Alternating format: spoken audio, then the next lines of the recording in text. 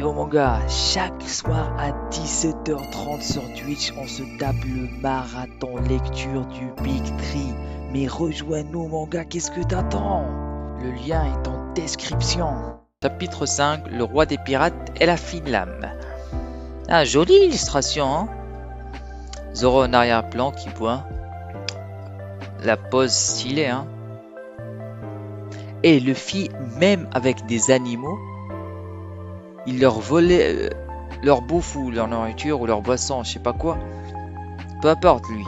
Juste il voit quelqu'un d'autre manger ou boire, il veut prendre sa part. Non mais Luffy niveau éducation c'est... Et avec Luffy sur la table, t'es jamais à l'aise en fait. T'es toujours sur tes gardes. Dès que tu tournes ta tête une seule ou 2 secondes, juste tu manques de vigilance, t'es mort frère. Le plat il est plus là. Même avec un dauphin quoi.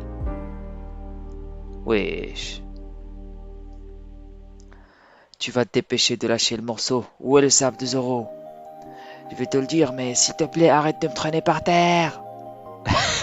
Eh, c'est pas juste, il le traîne par terre comme un sac. Le dos d'Hermep là, il doit être dans un sale état, hein. Même le crâne d'Hermep. Là vraiment, Luffy, il lui a créé une calvitie quoi. Il a tellement traîné sur le sol qu'une bonne part de ses cheveux est partie, hein. Parce que là, je vois pas comment les cheveux d'Hermep peuvent survivre là. Ok, parle. Il est dans ma chambre. On vient de passer devant. T'aurais pas pu me le dire plus tôt. Oui, mais arrête de frapper. Eh, ça me rappelle. Eh, en vrai de vrai. Le début de One Piece, ça rappelle un petit peu le début de Dragon Ball, hein. C'est très comique, hein. Même les traits ronds là, comment ils dessinent les personnages à des moments. J'adore, ça fait vraiment le début de Dragon Ball, hein. J'adore ces traits ronds là, comme ça. Plus un geste, rends-toi sagement. Je crois pas. Eh mais j'adore comment il a mis Hermep devant lui. Genre c'est un homme de paille quoi. Allez-y, tirez si vous en êtes capable. Eh, le Luffy, rien à foutre. Gah, il a pris Hermep comme bouclier. Eh ben, on dirait Luffy, il porte un mannequin. Vraiment, on dirait, il porte un mannequin de plastique, quoi. Et la réaction d'Hermep, elle aussi, en mode, là, je suis vraiment dans la muse. Non. Et il est fort, Oda, dans les expressions comiques. Vraiment, il est fort. Je pense, niveau comédie, entre Naruto et Bleach, One Piece, c'est le meilleur. Oda, il est très fort en comédie, hein. One Piece, niveau comédie, c'est difficile de faire... d'arriver à son niveau, hein. Je parle dans le Big Tree parce que après t'as des Gintama et tout ça, ça vole très très haut, hein. Gintama c'est difficile d'arriver à son niveau au niveau comédie, hein. Ouais, carrément devant Gintama, One Piece c'est sympa quoi. Je vais pas dire mid mais quand même. Parce que niveau humour, Gintama, pour ceux qui n'ont pas vu, les gars n'hésitez vraiment pas. Si vous êtes dans un mood où vous cherchez une œuvre de comédie, Gintama direct. Après c'est vrai que c'est lent. Mais Gintama c'est un truc épisodique, c'est un truc que tu... c'est pas un truc en vrai de vrai que tu dois enchaîner, c'est un truc que tu dois regarder de semaine en semaine. Du coup, binge-watcher Gintama, bon, si vous êtes capable de le faire, faites-le, hein. Mais après, vous pouvez regarder paquet d'épisodes par paquet d'épisodes, hein. Et surtout, n'attendez pas juste les arcs sérieux de Gintama. D'ailleurs, les arcs de Gintama sérieux, ils sont masterclass de ouf. C'est le haut du panier du shonen, hein, je le dis, c'est vraiment le haut du panier. Mais même les arcs drôles, il y a des arcs, moi, je m'attendais vraiment pas à grand chose. Et pourtant, c'était une dinguerie. Et il y a un autre genre d'arc dans Gintama, avant qu'on continue la lecture, c'est les arcs qui sont moitié comédie et moitié sérieux. Pour moi, là, c'est le prime de Gintama, hein. Il y a des arcs, ça mélange les deux, et ça fait tellement le bon taf, frère. Non, pour ceux qui connaissent pas Gintama, allez-y direct, sans hésiter, hein. Ah, on m'a tiré dessus, du sang, je saigne. Mais comment on a... là, Kobe, il était immobile. Le sniper, il était au-dessus du bâtiment. Il n'a pas pu tirer dans la poitrine ou la tête de Kobe. Il a tiré sur l'épaule. Mais ce n'est que des incompétents hein, dans cette base en fait. Il n'y a que des incompétents. Il était immobile Kobe en fait. T'as pas pu viser la poitrine ou la tête quoi. Eh là vous méritez l'harcèlement du colonel Morgan. Hein, en vrai de vrai. Vous méritez largement. Hein. Ne t'en fais pas pour moi. Je serai libéré dans un mois. Va-t'en. Mais dans un mois. Je le répète mais c'est tellement con de penser que tu vas rester en vie plus d'un mois sans eau quoi. Tu bois pas une goutte et tu restes en vie. Surtout que là, c'est pas la saison des pluies hein, apparemment. Eh ben, je sais que Zoro il est résistant, c'est un monstre de résistance, mais frère, abuse. Non, vous n'y réchapperez pas. Votre exécution est prévue dans 3 jours. Qu'est-ce que tu dis? Le fils du colonel m'a promis que si je tenais à moi, il me libérerait. Eh ben, t'es bien crédule, Zoro, hein. Bon, après, il a été assez con, Zoro, sur ce point. Normalement, il est assez futé, Zoro. Il est malin, il se fait pas facilement avoir, très loin de là. Mais là, t'as vu le caractère du gars, comment il est, Hermep. Comment tu peux le croire sur parole, frère? C'est une petite frappe finie, hein. Tout ça n'est que mensonge. Il n'a jamais eu l'intention de tenir sa promesse. Pour moi, si j'étais à la place de Zoro, au lieu de faire cette promesse, j'aurais juste trucidé Hermep et son père. Hein. Pourquoi subir tout ça en fait? C'est la solution la plus facile, la plus logique quoi. Pourquoi il a pris ce risque en fait? T'as vu le caractère d'Hermep, frère? C'est pour cette raison que le fils est énervé et l'a frappé à votre place. Parce qu'il a trahi votre confiance.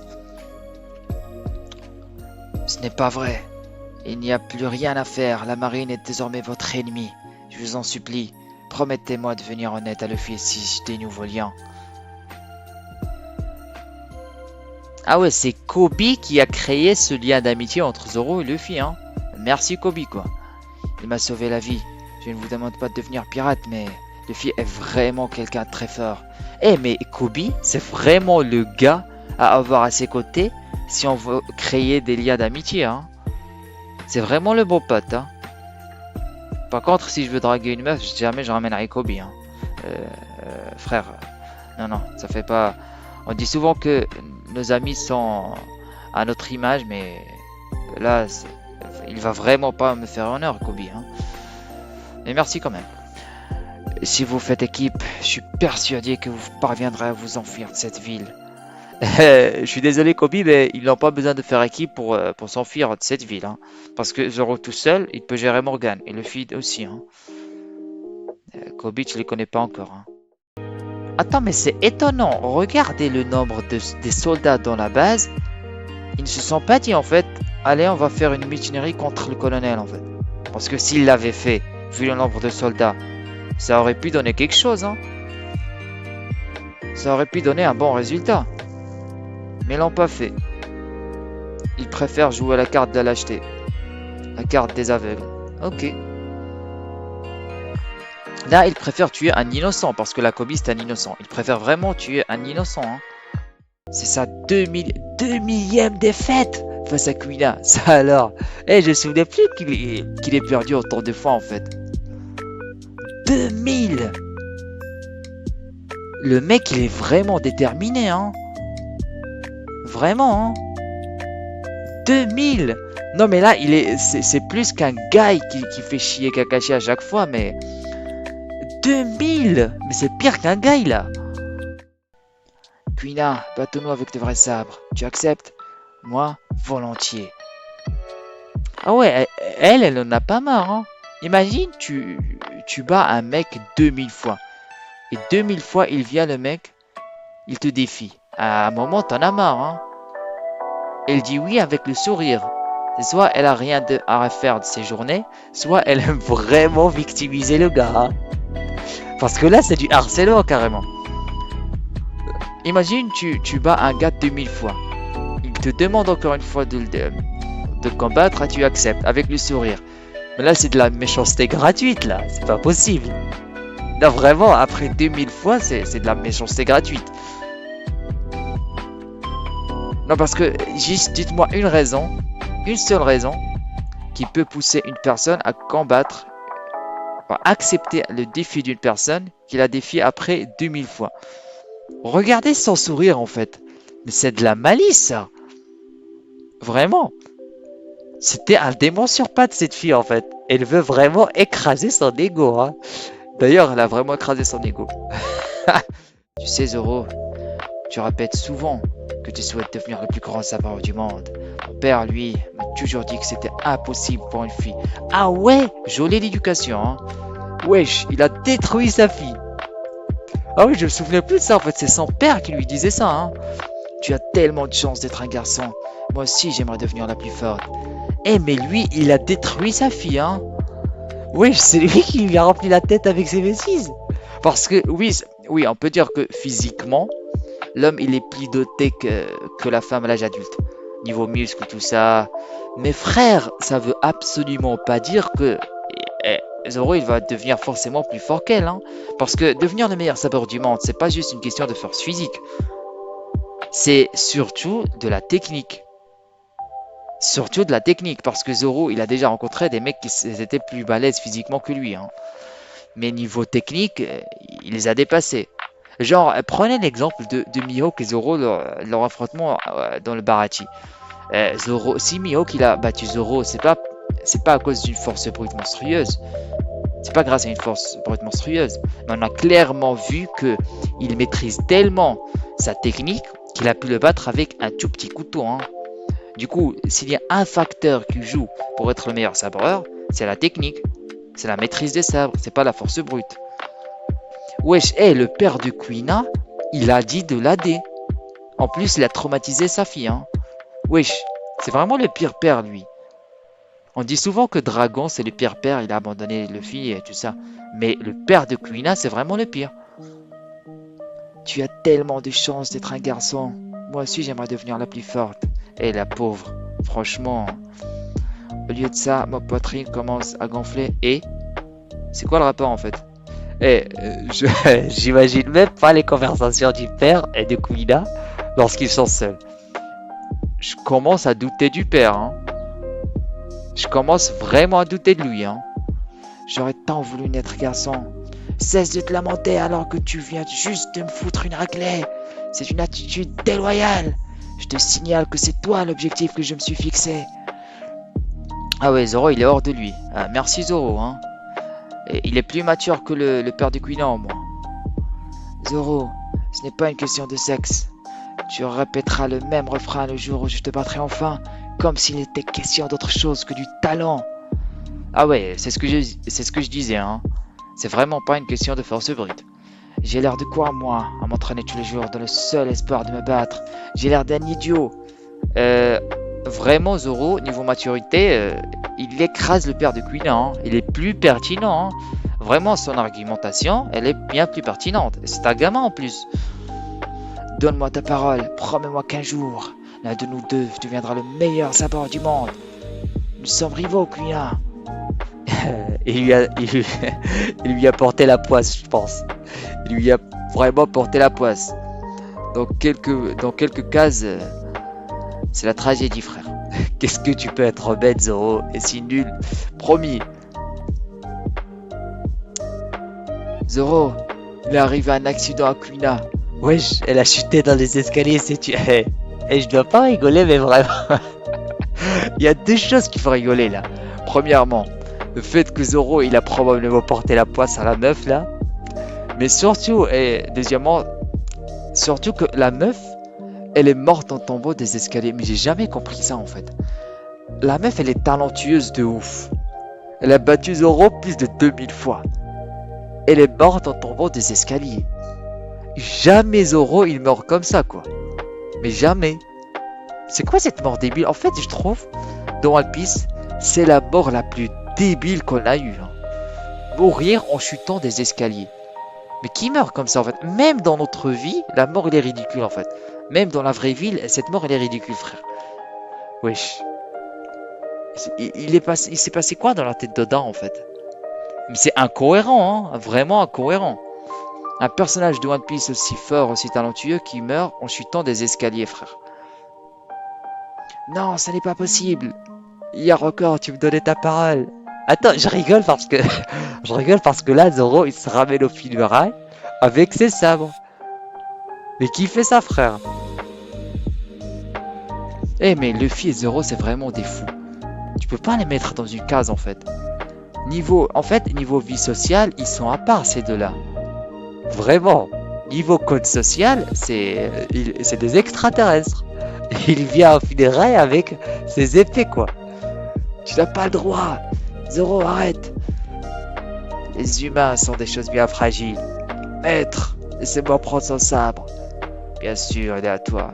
Comment ça, les humains sont des choses bien fragiles, frère? La meuf, elle a battu Zoro plus de 2000 fois. Et on sait très bien à quel point Zoro, c'est une force de la nature, frère. Et de plus, toi, je n'ai plus de respect pour toi, hein, parce que je ne me souvenais plus que c'est toi qui remplissais la tête de ta fille avec des bêtises comme ça, là. Tu peux pas devenir aussi forte qu'Anna, tu peux pas devenir la meilleure sabreuse du monde parce que t'es une fille. Wesh, frère. T'as rien compris à l'art du sabre, hein.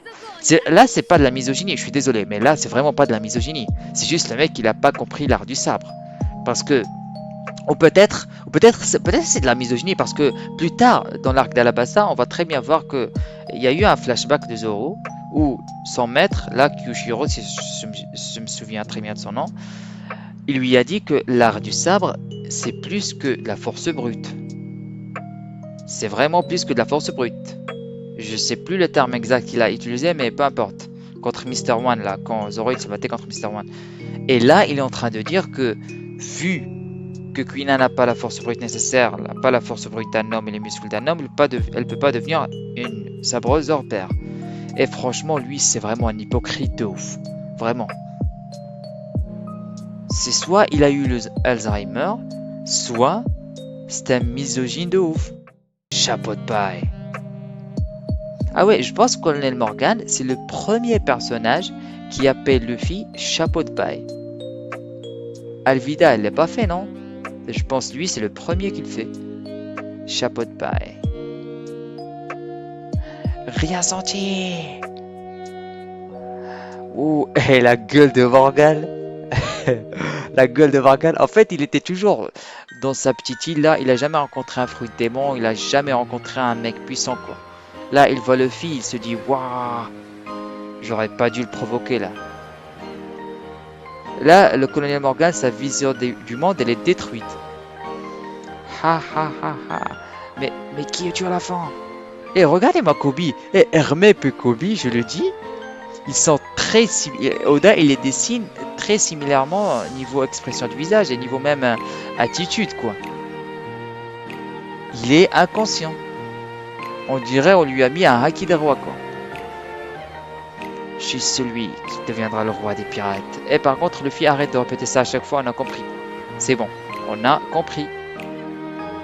Regarde, j'en ai trouvé 3. C'est lequel le tien? Ils m'appartiennent tous. Je me bats avec 3 sabres. Eh mais en vrai de vrai, comment Oda il a eu l'idée de 3 sabres en fait? C'est quoi qui l'a inspiré? Parce que oui, 2 sabres c'est normal quoi, tu te bats avec 2 sabres. Mais 3 sabres, un 3e sabre dans la bouche. Comment il a eu cette idée? Je suis très curieux de savoir. D'ailleurs, il n'a jamais révélé. Hein. Qu'est-ce qui l'a inspiré pour créer un mec qui se bat avec un sabre dans la bouche? Mais je pense que c'est l'une des meilleures idées de son œuvre. Hein. Mais quand même, je suis très curieux de savoir comment il a eu l'idée. Hein. Il s'est inspiré d'une œuvre ou juste elle est venue comme ça sans qu'il sache quoi? Parce que c'est vrai que des fois on peut être inspiré par une idée, on ne sait pas c'est quoi qui nous inspire. Hein. Parce que moi je fais partie des gens qui pensent que l'inspiration en fait, toute création vient d'une inspiration, qu'elle soit volontaire ou involontaire, c'est-à-dire qu'elle soit consciente ou inconsciente, je parle de l'inspiration. Et c'est vrai que peut-être qu'Oda, il y avait quelque chose qui l'a inspiré inconsciemment et il s'est pas douté en fait. Peut-être. Suite aux arguments convaincants d'un éditeur qu'il trouvait très moche, je confirme, il est vraiment très moche. Il a encore subi 2 ou 3 transformations avant de parvenir à son aspect actuel. Mais comment donc là, il a attendu la remarque de son éditeur pour comprendre que le chara-design il est moche. Mais mais wow, je sais pas, il a quoi dans les yeux, Oda. Après, vu la gueule de ces personnages plus tard dans l'œuvre, tu te dis, on n'a pas la même notion du terme mocheté, Oda, quoi. D'ailleurs, ces éditeurs, ils ne lui ont pas fait la remarque plus tard sur les personnages moches qu'il a créés, ou peut-être qu'il a que le gars il a pris tellement d'aura qu'on lui ose plus le parler en fait. C'est probablement ça en fait. Vraiment, c'est probablement ça.